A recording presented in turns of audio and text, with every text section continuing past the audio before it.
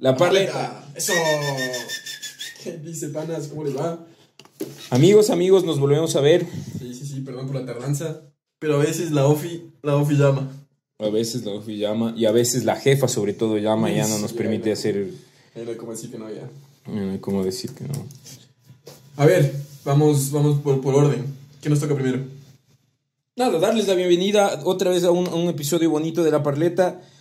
Y darle las gracias una vez más al mejor de todos los auspiciantes que tenemos, que es Cervecería Itinerante. No se olviden de hacerle el gasto. No nos ha fallado nunca. Nunca nos ha fallado. Siempre tenemos biela en la refri. Y siempre ha habido biela, man. Nunca se ha acabado la biela. No importa si hay una cuarentena mundial, no importa, siempre hay. No se olviden que Cervecería Itinerante les puede llevar la biela en bici, llueva, trueno, relampaguee. Dele me gusta, dele like, dele compartir y cómprele Cervecería Itinerante. Exacto. A todos nuestros radioescuchas. Diego Kendo, por favor, pilas. Segundo, agradecerles a todos los panas, a los fieles radioescuchas que siguen apoyando, a los que siguen compartiendo. La verdad nos llena de alegría cuando ustedes nos mandan sus mensajitos diciendo que les gustó, que no les gustó. Estuvo chistoso. Cuando ya le quitan el seguir. No, muchas gracias. Qué chévere que algunas plataformas virtuales compartieron un poco nuestro trabajo. Quiere decir que más gente está escuchando y qué bacán que las conversaciones lleguen a más gente. Exacto. Y eso, entonces cuéntales cuál es la conversación de hoy. Hoy día vamos a hablar de un tema un poco bravo, ¿ah? Bravo, sí. Medio con pinzas igual. Que son los Star Architects. Tiembla Nicolás Viteri. En el último episodio habíamos estado con un medio Star Architect, ¿no? Sí. Un medio Star Architect. Pero hoy día vamos a hablar de los tucos, un poco. ¿Quiénes son? ¿Qué son? Claro, todo eso es que cuando uno está estudiando, uno cree que es como el camino a seguir. Claro. Ahí estaba Saja, ahí estaba Gary, estaba... Bueno, todo entonces... Algunos en ciertas circunstancias sí son el camino a seguir, pero luego cuando uno ya les cacha, ya no tanto, ¿no? Claro, justo por eso estamos hablando, ¿no? Porque queríamos saber qué son y por qué se vuelven estas presencias tan fuertes en la práctica de la arquitectura y sobre todo en el estudio de la arquitectura. Sí, porque además aparentemente bueno, seguramente no en todas, pero en otras disciplinas no existe esta cosa de la cosa estrella, ¿no? O sea, el ingeniero estrella. Seguramente hay, pero no es tan presente como en la carrera de arquitectura, ¿no? Como tiene súper claro unos nombres. Claro. Entonces queríamos empezar definiendo qué son los Star Architects. ¿Qué es? No. Sabemos quiénes son, pero no sabemos qué son. Son los arquitectos estrella, digamos. Exacto. No. A ver, ¿qué podemos decir? Los Star Architects son gente que tiene un reconocimiento de escala mundial. Por lo general tienen despachos gigantescos. Sí. Y por lo general tienen trabajos en diferentes lugares del mundo, ¿cierto? Sí. Y a veces pasa que trascienden un poco la profesión, ¿no? O sea, se vuelven como estrellas mediáticas en general.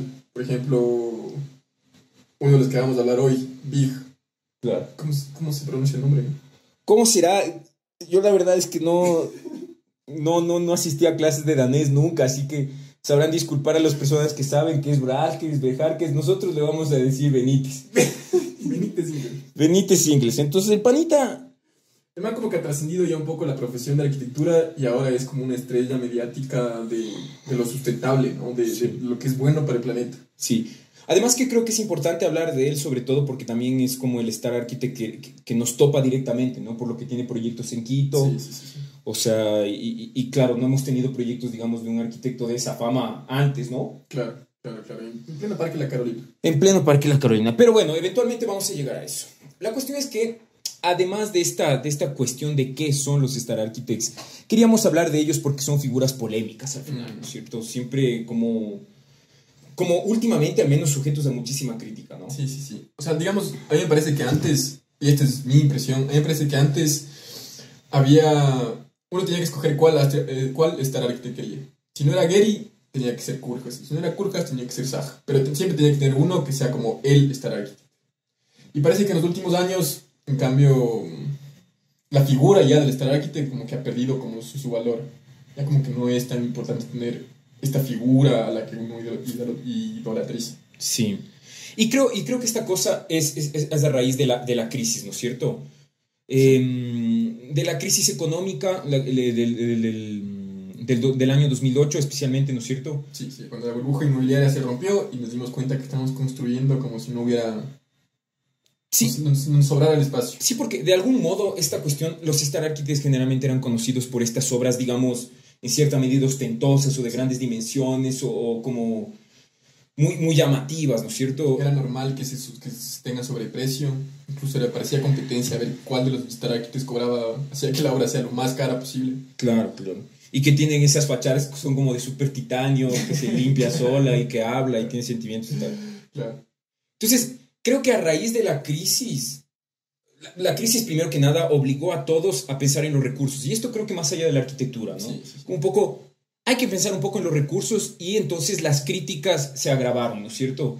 Y por eso creo que por las mismas razones es que empiezan a nacer también estos pequeños estudios, estas pequeñas iniciativas en todos los lugares de hacer con poco, ¿no? Porque a la larga había poco. Exactamente. Y entonces aquí empezó como esta cuestión de a criticar. O sea, tenemos... Hasta los Simpsons criticaron. Hasta los Simpsons criticaron, claro. O sea, hay un episodio, nosotros vamos a poner en la descripción qué episodio es, en donde le critican a Don Gary. No me acuerdo si es Marge o algo. No, es más mismo como que un correo bota y el papelito que sale es el centro que va a ser en Springfield. Y es focazo, ¿no? O sea, es de súper brava la crítica.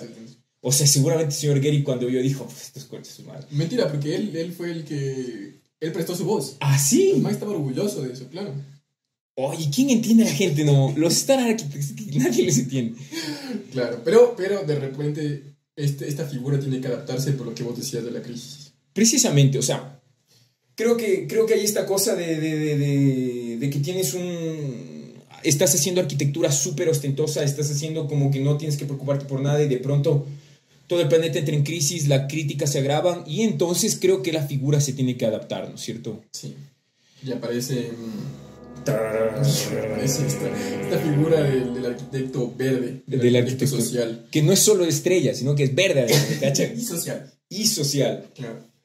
Y entonces ahí tenemos a nuestro estimado Benítez Sinkels y otro que es el Julio, no era Julio. No es Julio.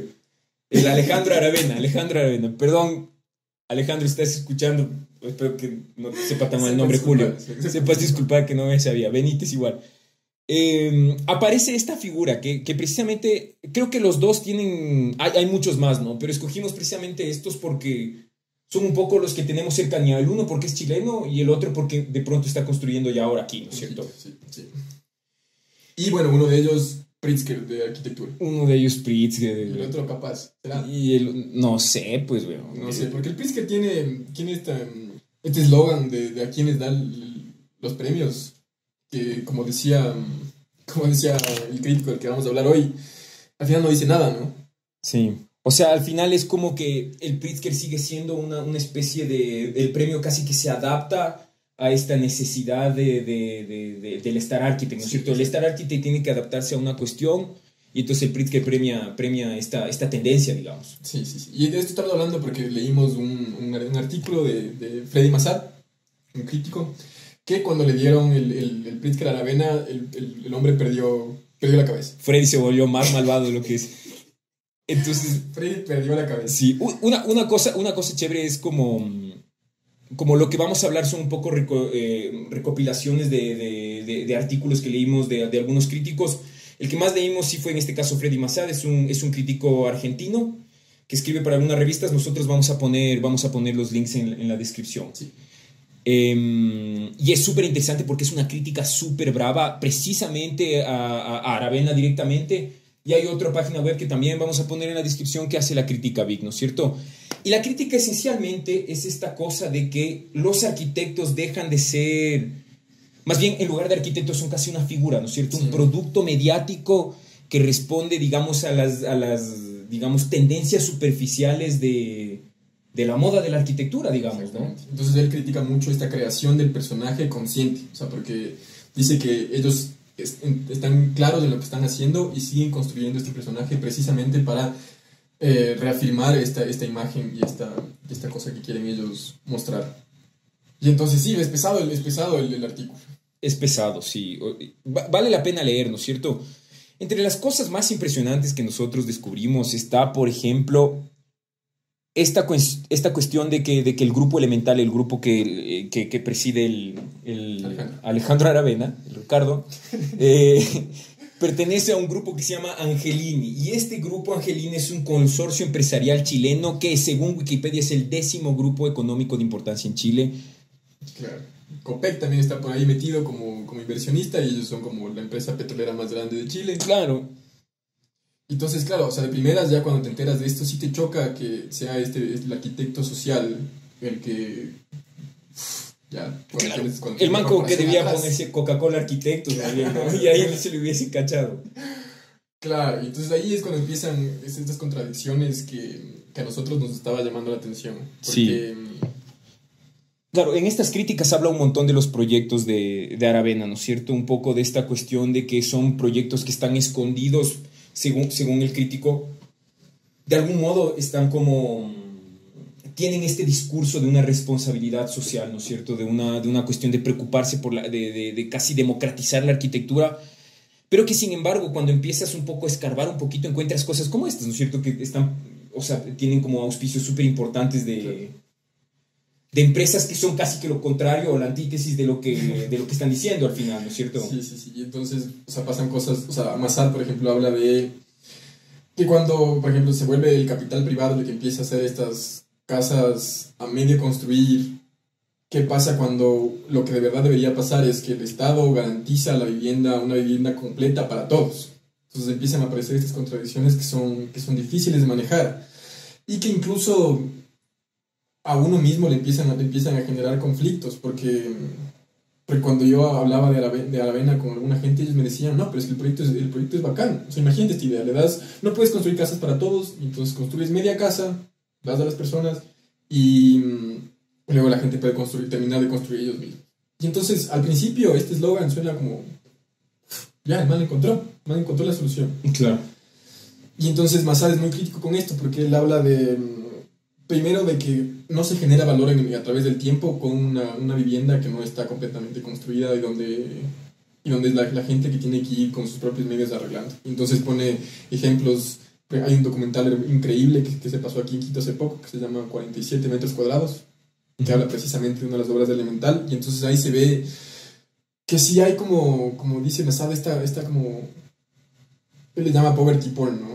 Que es como hablar de esto del inacabado como lo que se debe hacer aquí en Sudamérica. Claro. Es casi como reforzar una estética, ¿no es cierto? En lugar de que sea casi un recurso para algo, sino más bien es como un fin. Sí. Al final, reforzar una cosa que a la larga la idea de ellos es perpetuar esta idea de pobreza al final. Que y venderla eso como el producto o como la arquitectura de Latinoamérica. Eso a Massad, por ejemplo, le vuelve loco. Que eso se venda como la arquitectura latinoamericana, lo que la arquitectura debe hacer, y que en Europa y en Estados Unidos la gente vea como, sí, eso es. O sea, qué bestia, qué linda esa arquitectura que se hace allá. Claro. Creo que una de las cosas que es súper importante es discutir es como, por un lado, lo importante que es la crítica para develar este tipo de cosas, ¿no? O sea, es muy importante que haya personas que se informan un montón y hacen artículos, digamos, muy precisos para entender cómo funcionan, cuáles son las cosas que están detrás de tal o cual persona.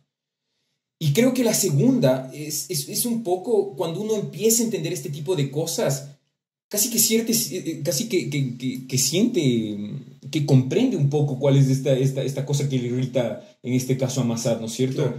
Porque hablando de Big, por ejemplo, en este caso, cuando nosotros empezamos a estudiar un poquito los proyectos de Quito, el proyecto, no recuerdo el nombre, ¿cómo se llama? Gran Carolina. Gran Carolina. No sabemos ni el nombre de Benítez y vamos a ver. One se llama. One. No es Icon. Bueno, la cuestión es que hay una página de Facebook que se llama Le Corvo a la Cherola, que hace una crítica muy interesante y muy breve sobre este edificio, que es un edificio que aparentemente, lo interesante es que es súper engañoso, ¿no? Cuando el man te vende el discurso de 10 minutos y dice, sí, la Carolina entiendo súper bien, vamos a ser el mejor universitario de Quito. Mi pregunta es, Benítez, ¿usted ha venido a Quito? Yo me pregunto. No sé si ha venido a Quito. Porque esa oficina igual no parece en Quito. Esa oficina donde el man hace el video parece ahí medio en California. Claro. Además que sí da un poco de ira cuando uno se pasaba meses haciendo los proyectos de la universidad, haciendo los diagramas y tal, y viene este pana y hace 3 líneas en una A1 y ya, ese es el contexto de man. Igual Benítez aniñadazo el papel que usa en el video, es como un rollazo así increíble. Pero bueno, la cuestión es como que... Claro, espérate, si es que Benítez, todo esto para decirle que si quiere venir a Quito, venga nomás. Venga, aquí, Biela, por Dios que va a tener, eso no le va a faltar. Creo que lo foco es como que esta cuestión, digamos esta especie de discurso verde es súper convincente al final, sí. Incluso para profesionales, no profesionales, ¿cierto?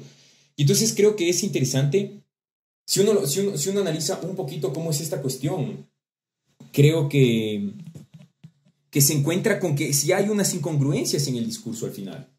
Es decir, cuando ves esta cosa de la idea del edificio era como meter unos árboles en balcones, que la Carolina era la que iba a subir al edificio, y entonces aparentemente suena súper bien, ¿no es cierto? Como tener un árbol en el 20º piso. Al papá de quién no le gustaría esto, o sea, me parece a lo bestia. Claro. Pero luego baja el árbol, o sube el árbol, ¿no? O sea... Riegue el árbol, pues, weón. O sea, son cuestiones como muy elementales, digamos. Pero que de todas formas creo que develan una contradicción súper foca. Sí, sí, claro. Y entonces, una de las palabras que eran súper fuertes de Freddy Massad, sobre todo por a propósito del Pritzker, él decía que el Pritzker, cito, solamente refuerza prejuicios mediáticos de la arquitectura. Pesado.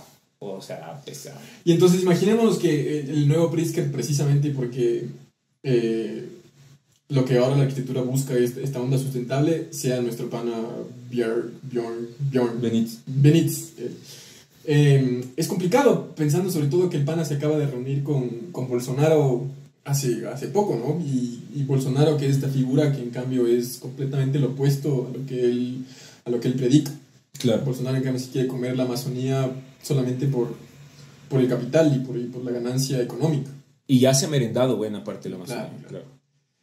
Y entonces nosotros nos preguntábamos un poco hasta dónde llega estas contradicciones, porque la defensa de Bjorn Benítez, de Ingels, es que si es que él no lo hace, alguien más lo va a hacer. Y, a ver, o sea, es una defensa fácil, pero también es verdad, si es que él no lo hace, Bolsonaro se consigue cualquier otro arquitecto y lo hace. Sí. Ahí, como diría nuestro buen amigo Silvio, si quieres venir, ven. Como diría Silvio, hasta dónde se deben practicar las verdades un poco, ¿no? O sea, es súper complicado medir porque es muy criticable, ¿no es cierto? Pero ahí nosotros, discutiendo un poco en la construcción del episodio, pensábamos como quién no está sujeto a contradicción, ¿no es cierto? ¿Quién no le vende un poco el alma al diablo, ¿no es cierto? Porque esto nace a raíz no solo de esta cuestión de Benítez con Bolsonaro, de Benítez con su discurso raro y Benítez como este producto mediático verde, ¿no es cierto? Sino también porque esta palabra mediático creo que es peligrosa, sí. y no solo dentro de la arquitectura, ¿no? Como, ¿quién no es mediático ahora? Exacto. O sea, la parleta es mediática. O sea, la parleta es mediática, gente. ¿Qué vamos a hacer? ¿Qué vamos a hacer? Claro. ¿Qué vamos a hacer? O sea, es una cosa como, a mí me parece como un poco una especie de ingenuidad moral, casi que decir como, si eres mediático, por tanto eres malo, ¿no es cierto? Hacer esa inferencia fácil. Claro. Me parece súper malo, porque a la larga pensemos que la mayoría de qué sé yo, no solo los trabajos creativos, como la mayoría de emprendimientos, la mayoría de negocios ahora funcionan así. Así es. ¿No? O sea, estos concursos, hay millones de concursos, incluyendo los de arquitectura, que se ganan con likes, por ejemplo. Casa Parásito. No, mentira, ese es proyectazo, no se crean. Y claro, y es turro, porque incluso nosotros lo hemos hecho. O sea, cuando una de nuestras casas entró a uno de estos concursos, o sea, lo hicimos, compartimos en redes y era como, panas, si les gusta la casa, échale like. Claro. Hay los más infames que mandan el mensaje personal igual, claro. Que mandan el WhatsApp. Ñaño, dame votando por esta camiseta para ganar. Claro, pero, o sea, como vos dices, las cosas funcionan así. Entonces, ¿dónde está la línea? Porque el sistema es una verga. Sí. Pero todos tenemos que jugar en el sistema, o sea, tampoco... Claro. Y eso es súper complicado como... por un lado, yo creo que es un error también como decir, bueno, dado que nadie está libre del pecado, tenemos que parar de criticar. Claro, no, eso ¿no? O no sea, podemos llegar a eso. no podemos llegar a eso, ¿no es cierto? Pero creo que es muy complicado ahora moralizar frente a algo, ¿no es cierto? Porque, chuta, parece que todo tiene detrás una cosa sucia. Al fin y al cabo, hacer arquitectura contamina, ¿no? Hacer cualquier tipo de arquitectura contamina, ¿no es cierto? Y entonces hay gente que hace súper bien arquitectura, que son proyectos sustentables y tal vez pagan mal a los maestros de obra, qué sé yo. O hay gente que hace cosas súper bien con los maestros de obra, pero es un granito traído de Tanzania y que capaz no es buena idea, ¿no es cierto? Claro, claro. Entonces creo que todo es criticable. Y entonces ahí fue como que para nosotros fue un golpe, ¿no? Porque un poco, ¿dónde ponemos la línea? ¿Qué cosa es inaceptable, digamos? ¿En dónde está la línea de lo inaceptable? No sabemos. No, quién sabe, ¿no? Benítez no sabe, eso sí estoy seguro. Él no la tiene más clara. Usted, Benítez, usted está peor que uno. Y sí, porque como decimos, o sea, mientras sigamos con este sistema en donde el crecimiento puede ser eterno, se va a seguir construyendo y uno va a seguir buscando proyectos porque al final somos una oficina de arquitectura y entonces, claro. ¿Qué hacemos? ¿Cuándo decimos que no? ¿Podemos decir que no? No, porque también necesitamos la cerveza del mes. Claro. Y entonces, tratando de encontrar esta línea, llegamos a este término que nos pareció que podría ser el ancla donde nos agarramos, ¿no? Que es la autenticidad. Sin duda es un término peligroso, ¿no? O sea, de nuevo, es súper difícil discutir qué cosa es auténtica o qué cosa no es auténtica, ¿no es cierto? Sí. Sobre todo yo creo que es muy difícil discutir frente a algo que no conoces a fondo, digamos. Por eso me parece muy respetable el trabajo de un crítico que a alguien, me imagino que el señor Massad no le conoce a Benítez o no le conoce a Ricardo Aravena, a Alejandro Aravena y sin embargo hace estas críticas, me parece que es súper importante, ¿no es cierto?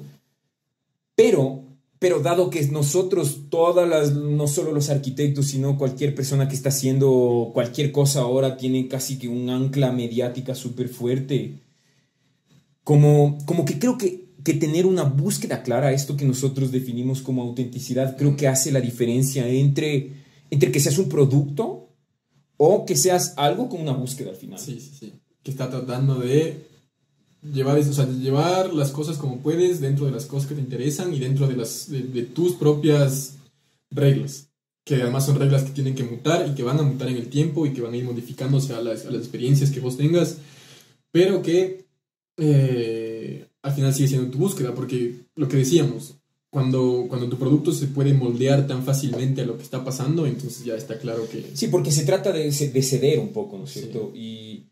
Y o sea, sobre todo es importante encontrar esta cosa de autenticidad. Vamos a hablar de unos ejemplitos que bueno, son ejemplitos que conocemos de cerca, pero el problema de esta cosa de que de que todos estemos como inscritos, como atrapados en una cosa sistemática, implica que es difícil dilucidar este tipo de cosas, ¿no es cierto? Cualquier cosa es un producto al final. Sí, cualquier cosa es un producto. Entonces a nosotros nos sirvió bastante, por ejemplo, encontrar el ejemplo que encontramos, que además ya lo entrevistamos y así que pueden ir a escuchar el episodio, que es la casa parásito. Porque si se acuerdan de ese episodio, el Nico hablaba mucho de esta cosa de tener poco, de hacer conciencia de lo que es absolutamente necesario para vivir. Y el man hace un proyecto con eso. Pero es un proyecto para él. Claro. Coherencia absoluta. Claro. Cinco boxes. Claro, el man tiene 5 boxes. El man tiene 5 boxes, claro.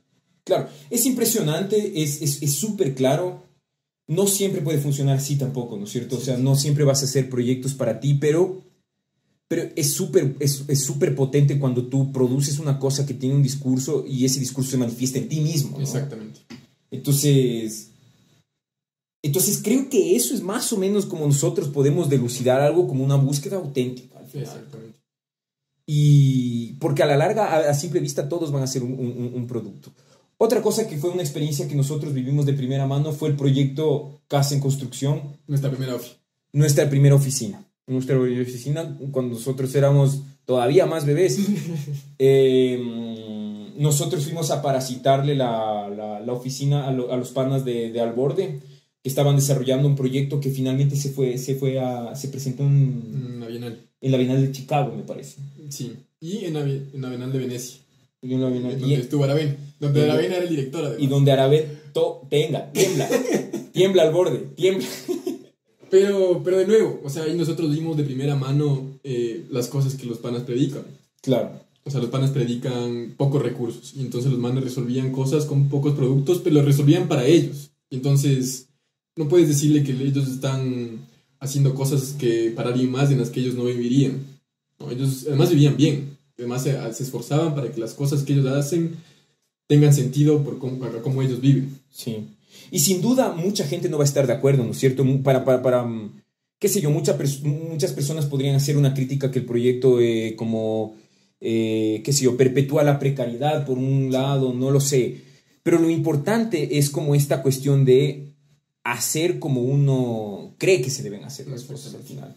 Porque una de las críticas, de nuevo, del señor Massad fue como probablemente Ricardo Aravena no viviría en las casitas que les hizo sus manes. Claro. ¿Estás seguro que no? ¿Estás seguro? Estoy seguro que no. No sé.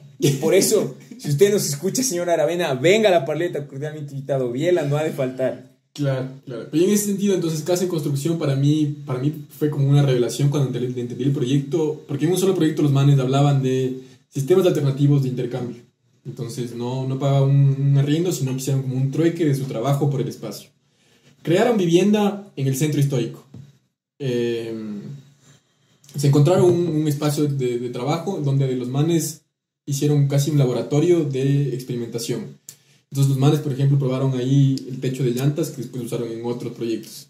Pero probaron ahí salió mal. Y entonces todas esas cosas que ellos predican se veían como en el día a día de ellos. Claro. Y en nosotros de ahí en la oficina. Claro. Y entonces, y además se evidencian como las contradicciones también, y las imposibilidades, un poco, claro. Y los errores también, ¿no? Como que es un proceso de aprendizaje. Otra cosa, no sé por qué ahorita me acabo de acordar al final del programa, qué lástima, pero hay un proyecto que es igualito al de Aravena, y es de unos arquitectazos, colegas nuestros que son los RDC, que es el conjunto San Telmo, que ellos también propusieron una especie de vivienda que crece de acuerdo a las necesidades. Así que no tienen que viajar a Chile para ver eso en el Valle, nomás está a 30 centavos creo que cuesta el bus ahora. Yo no me acuerdo de ese proyecto. ¿No te acuerdas de ese proyecto? ¿Cuál proyecto? El de San Telmo, el de las viviendas. Pero eso está completamente construido, solo está como... Pero deja un espacio, claro. O sea, tiene una cosa parecida, por favor. Tiene como un espacio que se supone que es una vivienda que incrementa al final, okay. Que era como el concepto, sí. Entonces tengo que ir a chequear. Claro, tengo que ir a chequear y luego a Chile. De todas formas, como siempre, como ninguna palabra, ninguna cosa que nosotros decimos es como súper rígida al final, ¿no es cierto? Claro. Como creo que es normal para las personas que están haciendo arquitectura, para las personas que están como vendiendo su producto en Uber Eats y se sienten que son el demonio. Creo que es normal caminar con las contradicciones, es normal que haya crítica al final, pero creo que es necesario que haya crítica y es súper importante como construirse en la marcha y es súper importante como estar atento a estas cosas, ¿no? Estar atento a ser lo más auténtico posible al final. Claro, no queda de otra. Entonces hay que leerle a Freddy. También hay que decirle a Freddy cuando se está pasando, cuando se le va la mano. Porque además Freddy se puede triste, yo creo. Pero que lo que decíamos del principio, en el programa 1, o sea, la crítica, porque hablábamos incluso de la arquitectura y de esta forma que nosotros encontramos de hacer una crítica que sirva, que funcione y que te brinde cosas, ¿no? Y entonces realmente esa es la única que nos queda. ¿Sí? O sea, como seguir pidiendo a los panas que además critiquen la parleta. Critiquen, por favor, claro. Absolutamente abiertos. Freddy, por favor, si nos quiere mandar a la cresta, mande a la cresta. Benítez, usted no debe ir. Pero igual, si es que quiere mandar a la cresta, manda a la cresta. Es súper importante. Para nosotros también es como un ejercicio de crítica esto, como exponernos un poco, ¿no? Capaz nuestros puntos de vista siguen siendo súper pobres, puede ser a veces, pero ahí está, por eso mismo. Sí, por eso mismo. Exactamente. Y entonces, échese una biela con nosotros cuando pueda. Cerveza itinerante, además, da pie para unas buenas conversaciones. Para buenas conversaciones. Freddy, recomendado. Véngase. Muchachos, pronto va a llegar nuevos episodios súper importantes con unos invitados que tenemos veneno. Así que estén atentos a la parleta. Muchas gracias por escucharnos. Gracias, amigos. Un gustazo, como siempre. Y si son amigos de algún Star Architect, si está el sobrino de Frank Gehry por aquí, Franquito Gehry, ñaño, hazlo ver esta cosa y traduce. Eso nomás. Eso nomás. Abrazo, gente. Gracias, humanidad. Chao, chao. ¿Me dice usted? Yo te... 1, 2, 3, va. Perdón por la tardanza. Se acaba de apagar la compa. Aguanten un chancecín.